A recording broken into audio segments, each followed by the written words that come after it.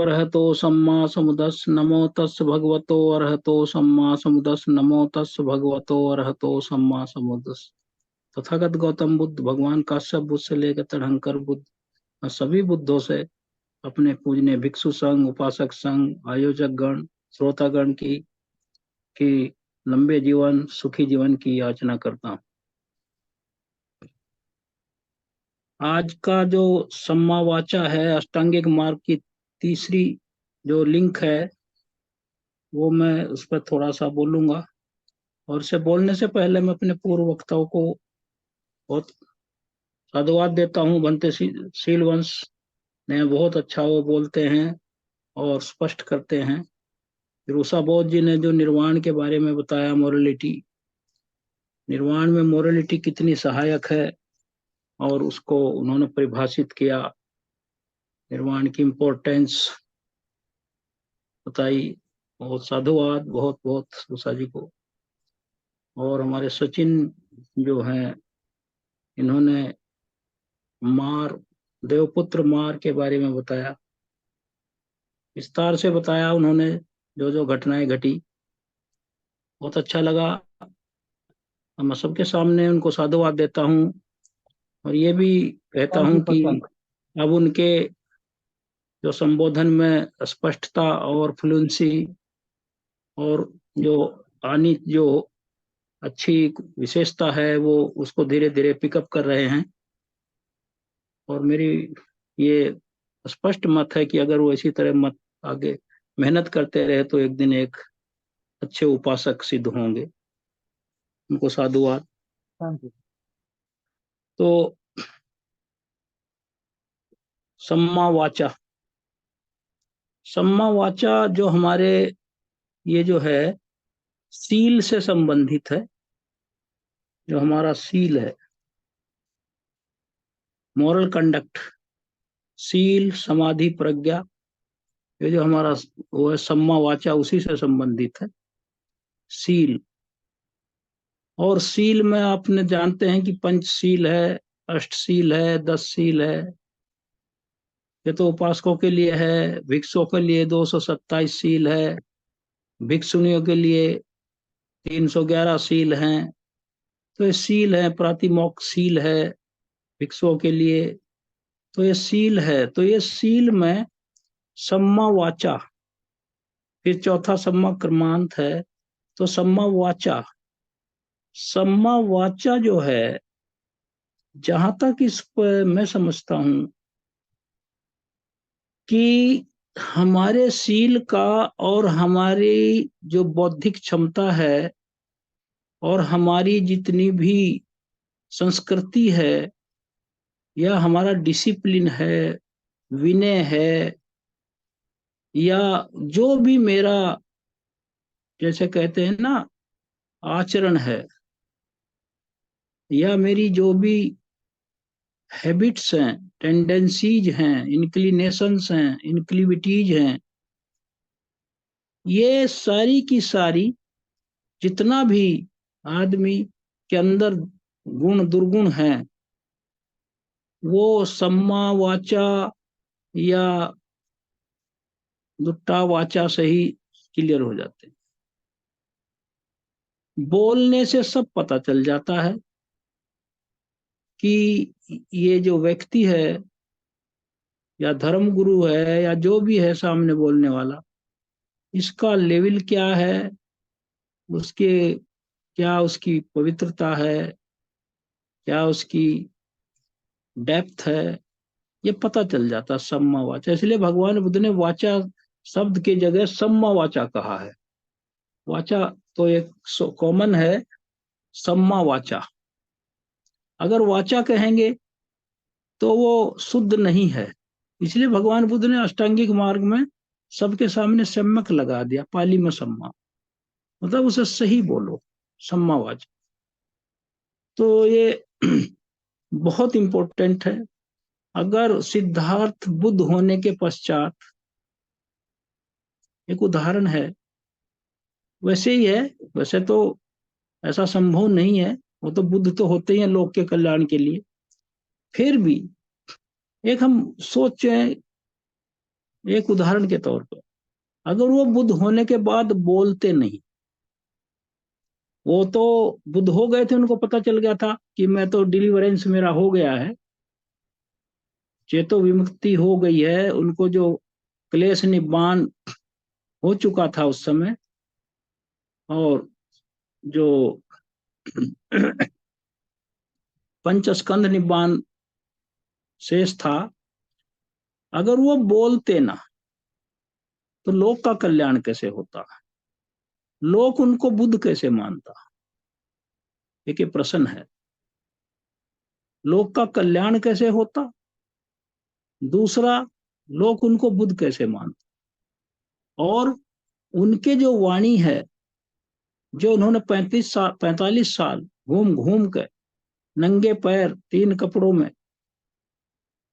भूखे प्यासे, धूप गर्मी में, ठंड में, जो अपने शरीर का मोह किए बिना लोक कल्याण को सर्वोपरि रखकर जो सबके कल्याण के लिए अपने उपदेश दिए, जो आज त्रिपिटक के रूप में हमारे सामने है, वो बोलने का ही तो प्रभाव था। Speech, the word power, word power, शक्ति कितनी है, शब्दों की शक्ति कितनी बड़ी शक्ति है। कोई भी व्यक्ति इस लोक में शब्दों से पहचाना जाता है, और इस संसार में जितना मैत्री, करुणा, मुदिता, वो सब शब्दों से जाहिर होती है। जब फिर उस जो शब्द हैं और फिर जो एक्शंस हैं, क्योंकि जैसा सोचता है, भगवान बुद्ध ने कहा जो माइंड में सोचता है उसके 2 तरीके से उसका एक्सप्रेशन होता है, एक शब्दों से, एक शरीर की हाव भाव से, क्रियाओं से। तो इस संसार में आप देख रहे हैं, और ये ऐसे ही चलता रहेगा, एक व्यक्ति अपने देश में बैठकर बयान दे रहा है, प्रधानमंत्री किसी दूसरे देश के, वो वहीं से शब्दों का प्रभाव से क्रोधित होकर फिर हमले हो रहे हैं, युद्ध हो रहे हैं। कोई शांति का संदेश दे रहा है, वो भी शांति स्थापित करने में सहायक हो रहा है। तो ये चीज है वर्ड पावर, सम्मा वाचा। और कोई भी व्यक्ति, हम लोग कितने अविद्या के कारण दिग्भ्रमित हैं, ये लोक दिग्भ्रमित है कि वो अपनी कही हुई बात को सही मानता है, और ये नहीं सोचता कि जो मैं कह रहा हूं उसका प्रभाव दूसरे के मानसिक पटल पर किस प्रकार पड़ेगा, वो किस प्रकार उसको सोचेगा, और उसको सोच कर वो मेरे बारे में क्या निर्णय लेगा। ये सबसे इंपॉर्टेंट बात है, लेकिन हम इसको भूल जाते हैं। हम सम्मा वाचा नहीं करते, और फिर हम लोग उल्टे दूसरे व्यक्ति को, सामने वाले को दोष देते हैं, क्योंकि हम अपने अविद्या से घिरे हुए हैं। सम्मा वाचा, कोई भी व्यक्ति, जैसे कोई लड़का किसी परीक्षा की तैयारी कर रहा है, फिर उसने लिखित परीक्षा पास कर ली, उसके बाद फिर उसका साक्षात्कार हुआ, इंटरव्यू हुआ। इंटरव्यू में जो बोलता है उसी से तो निर्णय होता है कि वो सेलेक्ट किया जाए या नहीं, वही तो इसका मापदंड है।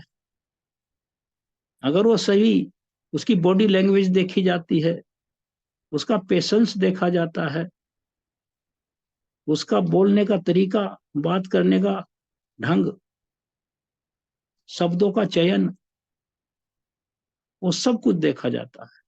सम्मा वाचा उसे कवर करता है एक ही शब्द, उसके बाद उसका सिलेक्शन होता है। तो कितना बड़ा इसका परिणाम है। अगर सम्मा वाचा नहीं है तो वो रिजेक्ट हो जाता है, कितना बड़ा नुकसान होता है, उसकी कितनी साल भर की पढ़ाई बेकार हो जाती है।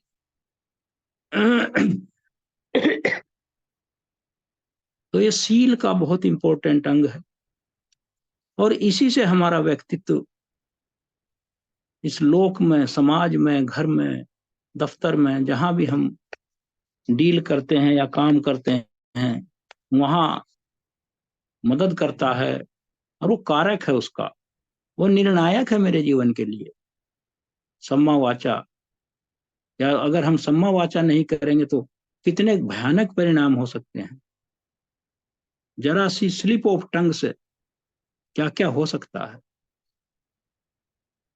तो सम्मा वाचा है ये। बुद्ध भगवान क्यों चुप रहते थे किन्हीं विषयों पर? क्योंकि वे विषय विवाद के विषय हुआ करते थे, निरर्थक हुआ करते थे, सार्थक नहीं होते थे वो। और भगवान बुद्ध के बारे में यह है कि उनका एक एक शब्द जो भी मुंह से निकलता था वो कैलकुलेटेड होता था, लोक कल्याण के लिए होता था। वही बोलते थे जो लोक के लिए कल्याणकारी हो। आपने देखा होगा 82,000 इनके सुत हैं, जो पढ़ रहे हैं लोग, सारी दुनिया पढ़ रही है। कहीं भी आज इतनी 2600 साल होने जा रहे हैं, आज तक कितने बड़े बड़े अरहत भी हुए उनके बाद, और आज भी विद्वान लोग हैं जो उनका पढ़ते हैं। लेकिन क्या कभी कोई ये बात कह पाया कि भगवान बुद्ध ने एक अपना शब्द कोई वापस लिया हो, और या कहीं कहा हो मुझे खेद है मेरे मुंह से ऐसा निकल गया हो? कहीं ऐसा एक उदाहरण है उनके त्रिपिटक में? कितना बैलेंस्ड, कितना संतुलन, कितनी जागरूकता, और कितना सेल्फ रिस्ट्रेंट, आत्म संयम उनके एक एक शब्द को बोलने में था। तो इसे कहते हैं सम्मा वाचा। मैं उदाहरण दे रहा हूं ये आपको। सम्मा वाचा, हम कितनी जगह कहते हैं सॉरी, बाजार में निकलते हैं, दफ्तर में, घर में, कितनी बार दिन में सॉरी बोलते हैं, माफ कीजिए। ये क्यों होता है? क्योंकि हम सेल्फ रिस्ट्रेंट नहीं है, आत्म संयम नहीं है, सम्मा वाचा नहीं है, हम माइंडफुल नहीं हैं, और हम 24 घंटे अविद्या के लपेटे में हैं। तो सही बात यह है, सम्मा वाचा ही निर्णायक है हर जगह। मैं कितना भी चरित्रवान हूं, और कितने भी बड़े पद पे हूं, कितना भी रिस्पेक्टफुल हूं, अगर कहीं मेरे मुंह से, मंच से, या जहां भी है, ऐसी बात निकल जाए जो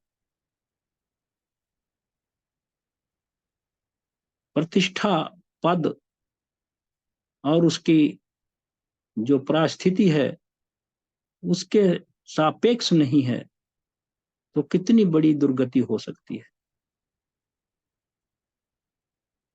कोर्ट केस हो जाते हैं, एफआईआर हो जाती है, निंदा होती है, आदमी अपनी उससे गिर जाता है साक्ष्य। तो सम्मा वाचा के मैंने एक भूमिका बताई आपको कि सम्मा वाचा कितना इंपॉर्टेंट है ये लोक व्यवहार के लिए तो सम्या वाचा से बड़ा कोई भी हमारे लिए सील नहीं है। लोक व्यवहार इसी पर आधारित है। परिवार हो, रिश्तेदार हो, ऑफिस हो, और जहां जहां हमारा लिविंग एरिया है, प्रैक्टिसिंग एरिया है, वहां सम्मा वाचा ही हमारे लिए लाभकारी। मेरा मेरा कहने का अभिप्राय ये था। भगवान बुद्ध ने वो ऐसे उदाहरण देते थे जो समझ में आ जाते थे। वो कहते हैं कि ये जो हमारा मस्तिष्क है, चित्त है, कॉन्शियसनेस है, यहीं से सब चीज निकलती है। चेतना हम भिखवे कम्मम वदामी, भिक्षुओं में चेतना को ही कर्म कहता हूं। जो हमारा चित्त है, माइंड है, कॉन्शियसनेस है, कुछ भी कह लीजिए, मन है, वो पहले वहां कोई थॉट अराइज होता है, फिर उसी के अनुसार हम बोलते हैं, उसी के अनुसार हम सोचते हैं और क्रिया करते हैं शरीर से। वो आफ्टर इफेक्ट है उसके, वो उसका प्रोलिफ्रेशन है, मैनिफेस्टेशन है, प्रत्यक्षीकरण है उसका, और वही रिकॉर्ड हो जाता है संसार में। उसी को लेकर मेरा मूल्यन अवमूल्यन होता है। तो उन्होंने कहा ये कि जो जो माइंड है हमारा, चित्त है, चेतना जो भी है, एक जलाशय की तरह है, जैसे कोई रिजर्वायर होता है। रिजर्वायर है जिसमें बहुत चीज भरी पड़ी हुई। एक रिजर्वायर में कितने जीव जंतु हैं, क्योंकि एक बांध बना दिया गया, फिर एक जलाशय बना दिया गया, कितना गहरा, कितना वास्ट। समुद्र की तुलना नहीं करी उन्होंने, रिजर्वायर की करी। तो एक जलाशय की तरह है, जल संग्रह रहता है जिसमें, और उसमें कितने जीव जंतु रहते हैं। और वो रिजर्वायर जो है हमारा चित्त इस तरह है। अगर वो रिजर्वायर, फिर आगे भगवान बुद्ध कहते हैं, इसकी तुलना करती है, और इस रिजर्वायर पर अब हम उसको रिजर्वायर को और छोटा कर लेते हैं, जो हम एक थोड़ा सटीक उस पर आ जाएं। हमारे सबके घरों के ऊपर छत पर पानी के टैंक रखे हुए हैं। पानी की टंकियां जो पानी स्टोरेज करते हैं हम, शहरों में होता है ज्यादातर, गांव में तो ये नहीं है। तो रिजर्वायर है, रिजर्वायर तो अब वो तो एक बहुत बड़ी बात है। और रिजर्वायर इस सेंस में भी है कि उसी रिजर्वायर से अगर ड्रिंकिंग वाटर की सप्लाई होती है, तो जो उसके अथॉरिटीज हैं, जल, जो मतलब यह है, निगम हो, जल संस्थान हो, सीड मतलब सेंट्रल वाटर कमीशन हो, तो जो उसके वहां से ड्रिंकिंग वाटर की सप्लाई होती है वहीं से, तो उसकी उनकी ड्यूटी है कि उसके पोल्यूटेंट्स को वॉच करते रहें। उसमें जो गंदगी बाहर की जाती है उसकी सफाई करते रहें, और उसमें मछलियां ना मर जाएं, फिर दुर्गंध हो जाए, उसमें ऐसी चीज ना हो जाए, तो वो उस तरह की उसकी केयर रखते हैं।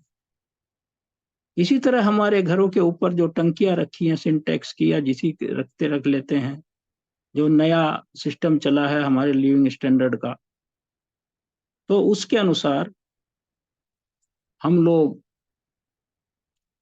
उसमें सफाई करते हैं। देखते हैं उसमें काई जम जाती है, मौस आ जाती है, उसमें बाहर से ढक्कन खुला नहीं छोड़ते, उसमें कुछ गिरने पड़ने का खतरा रहता है। जीव जंतु पानी पीने के लिए, कोई बंदर है, कोई कहीं से आदमी प्यासे हैं, वो उसमें गिरते हैं, फिर वो भीग जाते हैं, गंदे हो जाता है, पानी सड़ता है। तो वो जो टंकी है, जो पानी के टैंक है हमारे घरों पर रखा है, तो ठीक इसी तरह हमारा जो चित्त है वो एक टंकी है। और उसकी जो हम टैप खोलते हैं, जो टोंटी है, अगर वो पानी गंदा है तो हम क्या होगा, हमें फूड पॉइजन होगा, और हमें डायरिया होगा, कॉलरा होगा, लूज मोशन होंगे, इन्फेक्शियस हो जाएगा हमारा बॉडी। तो ये कितना भयानक परिणाम भोगने पड़ते हैं। तो हम देखते हैं कि टंकी सड़ रही है, या उसमें से इल स्मेल, फाउल स्मेल आ रही है, तो उसमें फिर हम लोग देखते हैं, उसको पानी खाली करते हैं, सफाई करते हैं, डिटर्जेंट डाल के सफाई करते हैं, फिर उसको दोबारा भरते हैं। तो इस तरह फिर वो पानी पोर्टेबल होता है, पीने लायक होता है। और तब तक हम टोंटी बंद रख लेते हैं, दूसरों के यहाँ पानी लेते हैं। लेकिन यहाँ दूसरों से पानी लेने का काम तो चलेगा नहीं, ये तो मैं मोरलिटी की बात हो रही है, ये तो उदाहरण है। तो इसमें जब वो पीता है तो उसे बंद कर देते हैं, लेकिन उसे बंद कब तक रखेंगे? ये तो डेली नीड है, और डेली की भी नहीं, मिनट टू मिनट नीड है ये तो। और शरीर का 70% भाग पानी है। और इसी तरह हमारा जो माइंड है, ये तो 70% है। और हमारे माइंड की जो स्थिति है वो तो 100% हमारा दिग्दर्शन करती है। हमारा तो टोटलिटी ही उसी पर निर्भर करती है, हमारी पर्सनैलिटी की, एबिलिटी की, क्वालिफिकेशन की, सोशल, इकोनॉमिकल, रिलीजियस स्टेटस की। तो हम उसकी टंकी बंद कर देते हैं, लेकिन उसको हमेशा के लिए तो नहीं कर सकते। फिर उसकी केयर करते हैं हम लोग। केयर कैसे करते हैं? क्लोरीन डालते हैं, कुछ भी करते हैं, सफाई करते हैं। तो इसी तरह हमारे जो चित्त से जो थॉट्स निकलते हैं, जिनका प्रत्यक्षीकरण हमारे शब्दों से और शारीरिक अंगों के गतिविधियों से होता है, इन दोनों से ही हम उसको प्रदर्शित करते हैं। और अगर हम अपना जो रिजर्वायर है, मेंटल रिजर्वायर है हमारा, अगर उसकी सफाई करते रहें, सफाई कैसे होगी? अष्टांगिक मार्ग है, और हमारे सील हैं, जो पंचशील हैं, अष्टशील हैं, 10 शील हैं। 10 शील तक भी आप कर सकते हैं। तो वो उसका डिटर्जेंट। 24 घंटे वॉचफुल होकर, माइंडफुल होकर, सावधान होकर, और ह्यूमिलिटी के साथ, विनम्रता के साथ, करुणा के साथ, मैत्री के साथ, म्यूचुअल रिस्पेक्ट और म्यूचुअल अंडरस्टैंडिंग के साथ, जो पारस्परिक सौहार्द होता है हमारा, पारस्परिक एक दूसरे के प्रति हमारी जो आदर सम्मान होता है, उसको ध्यान रखते हुए, अगर उस रिजर्वायर के, जो हमारा मेंटल रिजर्वायर है, जो चित्त का, जिसमें थॉट्स का बहुत अंबार है, कुशल भी है, अकुशल भी है, और यहाँ तक भयानक भी, राक्षस वाले भी संस्कार पड़े हैं, और देवता होने के भी संस्कार पड़े हैं। क्लाइमैक्स है, बुद्ध भी हो जाए, उसी में से बुद्ध हो गए, प्रत्येक बुद्ध हो गए, अरहत हो गए, उस रिजर्वायर को क्लींजिंग करके, जो मन का रिजर्वायर है, उसकी उसकी सफाई करके।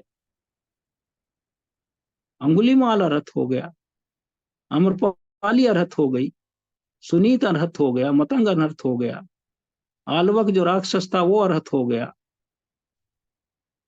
तो क्या किया उन्होंने? ये जो मेंटल रिजर्वेयर है, जो चित्त का जलाशय है, जो हमारा जो भरा पड़ा है इसमें, उसी की तो सफाई की है उन्होंने। जो वहां के थॉट्स हैं, आइडियाज हैं, थिंकिंग है, उसको उन्होंने रेन इन किया, लगाम लगाई, कंट्रोल किया। उसके बाद कितना, कैसा परिणाम आया? अंगुलीमाल क्या हुई? अरहत। अम्रपाली अरहत हो गई। एक नॉर्थ और साउथ पोल का डिफरेंस ये केवल बुद्ध ही कर सकते हैं। कुछ लोग ने तो इस लोक में तंग आकर अपने शिष्यों को उसी के हाल पर छोड़ दिया, और ये कह दिया ये इनकोरिजिबल है, ये सुधरने लायक नहीं है।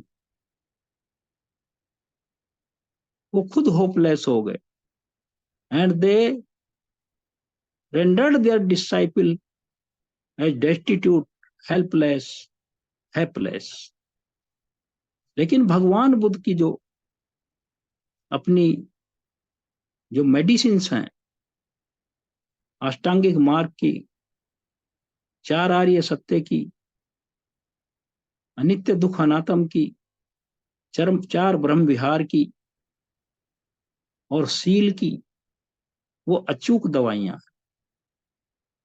अगर उनको प्रॉपरली मेडिकेट किया जाए, प्रॉपरली लिया जाए, और प्रॉपरली उनको फॉलो किया जाए। जैसे भंते जी ने आज कह रहे थे अनुभूति, अनुभूति क्या है? रियलाइजेशन, उसको रियलाइज करना, चरित्र में ढाल लेना। तो ये रिजर्वायर की जो दी है, फिर उसकी टोंटी हम खोलेंगे, साफ पानी आएगा। और ऐसे जो एफर्ट हैं ये वॉचफुल रहने के, फिर इसमें आ जाएगा मेडिटेशन और कंसंट्रेशन, सम्मा वाचा। सम्मा वाचा, और एक आदमी मान लिया अपने शब्दों पर कंट्रोल रखता है। अब इसको थोड़ा और रिफाइन कर दूं। मान लिया हम अपने शब्दों पर कंट्रोल रखते हैं, माइंडफुल रखते हैं, और हमारी फिर गतिविधियां भी सही है, ना हम किसी को गाली देते हैं, ना किसी को बुराई करते हैं, ना निंदा करते हैं, ना कठोर वचन बोलते हैं। फिर भी हमारा माइंड पूरी तरह साफ नहीं हुआ है, क्योंकि ये ग्रेजुअल प्रोग्रेस है, ये कर्मिक विकास है। ये धीरे धीरे जो 10 हमारे संयोजन है, सक्काय दिट्ठी, शीलवर्त, परामर्श, वीर चिकित्सा, ये सब जो 10 हैं, और सकदागामी, अनागामी, रूप राग, अरूप राग, मान, औदित्य, और ये अविद्या दिट्ठी, तो ये जो हमारे 10 संयोजन हैं, वो तो धीरे धीरे कटेंगे ना। तो हमारा अगर, लेकिन जब वो व्यक्ति श्रोतापन हो जाएगा, तब वहां से उस पर नियंत्रण हो जाएगा, फिर वो सम्मा वाचा करेगा, फिर उसका वहां से स्टेबिलिटी आ जाएगी, उसको अस्थायित्व आ जाएगा, प्योरिटी का ऑनसेट हो जाएगा। तो ये चीज है इसमें। मेडिटेशन, कंसंट्रेशन, फिर वो करने लगेगा, शांत दिखेगा, बॉडी लैंग्वेज बदल जाएगी, भाषा मृदु भाषा हो जाएगी, स्वीट टंग हो जाएगा, वो इविल टंग नहीं रहेगा, कठोर वचन नहीं बोलेगा। और ये ऐसा उदाहरण भगवान बुद्ध ने दिया है इसका, कि राइट स्पीच जो है, क्या ये वंडरफुल गिफ्ट है, और ये किस तरह बदल देती है एक दानव को मानव। इसका कितना बड़ा प्रभाव है। अरे एक मानव को दानव बना देती है, वैसे वर्षा है ये डबल एज्ड वेपन है। क्या कर देती है, just a word, few word can change a man's whole outlook and attitude. कुछ शब्द और कुछ उसके सम्मा वाचा पे चलने से उसके अच्छाई या बुराई की तरह से कितना बड़ा चेंज आ जाता है। सम्मा वाचा, और ये हमारा कितना बड़ा पुण्य कर्म है। अब इस तरह पाता हूं मैं थोड़ा सा, ये हमारा कितना बड़ा पुण्य कर्म है कि हम मानव योनि में,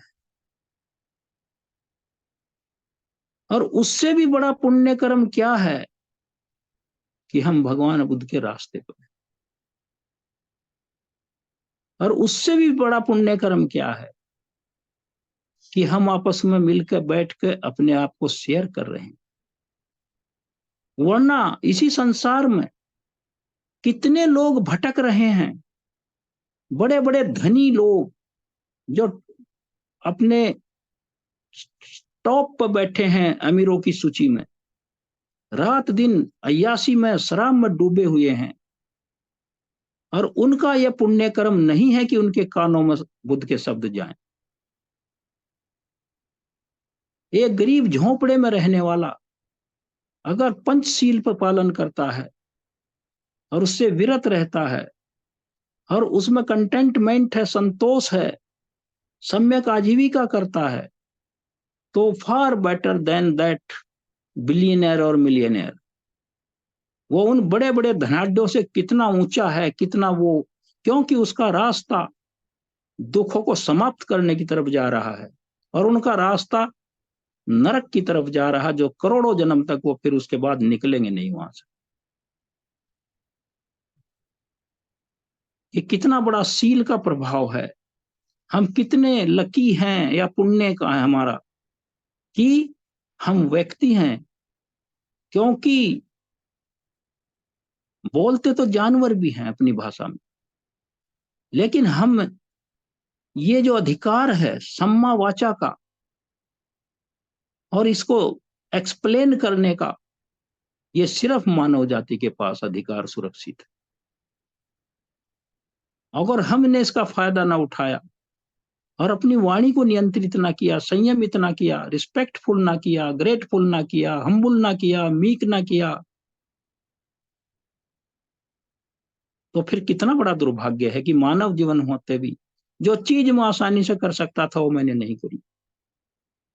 तो ये चीज है, ये डिनाइड टू एनिमल्स, उनको तो वंचित है इससे। और किस तरह हम एक दूसरे का कल्याण कर सकते हैं, अपना कल्याण कर सकते हैं, दूसरे का कल्याण कर सकते हैं, इस लोक का कल्याण कर सकते हैं।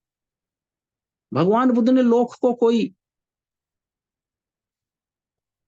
वस्तु दान करी या भोजन दिया, भोजन तो उन्होंने खुद ही दान मांग मांग के खाया, लेकिन उनकी जो गिफ्ट थी, जो अपने अष्टांगिक मार्ग की चार आर्य सत्य की, जो उन्होंने शब्दों से दी, वो इतनी बड़ी गिफ्ट है और इतना बड़ा वो एम्ब्रोसिया है जिसे अमृत कहते हैं, एम्ब्रोसियल गिफ्ट है वो, कि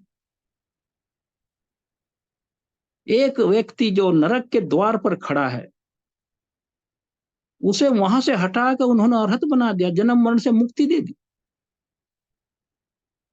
क्या होता अंगुलीमाल का, क्या होता अमरपाली का, अगर बुद्ध ना इस लोक में होते? क्या कोई उनको निकाल सकता था उस अंधी खाई से? कौन निकालता? उनको तो धकेल दिया था अंधी खाई की तरफ, निकालने का तो सवाल ही नहीं है, धकेला गया। बुद्ध ना होते, आम्रपाली, सुनीत, ये जितने नाम मैं गिनवाता हूं बार बार, अंगुलीमाल, क्लाइमैक्स के उदाहरण हैं। राजा अशोक, कितने लोगों का हत्यारा, चंडा शोक कहते थे। कहां से कहां देवा नाम धम्मदस्सी अशोक, देवा नाम पिए धम्मदस्सी अशोक बन गया। दुनिया का महानतम दान उन्होंने किया है, अपने पुत्र और पुत्री का दान कर दिया। तो ये क्या है? कंडक्ट। तो ये चीजें हैं, जितना भी हम इसको कहें, और हम इसमें कितना जो मिसअंडरस्टैंडिंग है मेरे बारे में, किसी के बारे में, उस सम्मा वाचा की अभाव की वजह से है। एक छोटी सी, भगवान बुद्ध ने कहा, एक छोटा सा पुर्जा है शरीर में, जीभ किसको कहते हैं, हमारी टंग, बोनलेस फ्लैश है, और इतनी ग्लिब करती है ये, इतनी गति से बोल जाती है, और इसमें गरुलस जिसको कहते हैं, बोलता ही रहता है, बोलता ही रहता है, और कितना ये उत्पात मचा देती, और किस तरह एक डाकू को और इसको शांत कर देती है। करुणा के दो शब्द किस तरह शांत कर देते हैं। आओ आम्रपाली, कभी मिले भी नहीं, शांत हो गई। आओ भिक्खू, अंगुलीमाल को कहा, शांत हो गया। किसी ने इतने प्यार से बोला ही नहीं। सबने दुत्कारा, फटकारा, निंदा करी। आओ, सुनीत को कहा भंगी को, स्कैवेंजर, आओ भिक्खु। तो ये जो सम्मा वाचा है, करुणा के साथ अगर ये मिल जाए, मैत्री के साथ इसका समावेश हो जाए, तो दानव से मानव बन सकता है आदमी और मुक्त हो जाता है दुखों से। तो ये इतना प्रभाव है सील का, सम्मा वाचा का। मैं कंटिन्यू करूंगा, अगले संडे को कंक्लूड करूंगा, इतना ही रखूंगा आज।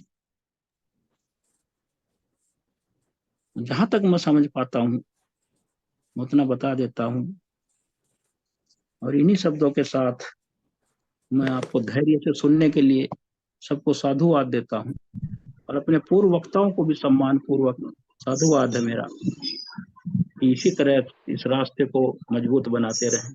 मैं सभी को, मैं सभी बुद्धों से सभी के कल्याण के लिए, सुखी जीवन के लिए, लंबे जीवन के लिए याचना करता हूं, और सभी को नमो बुद्धाय करता हूं।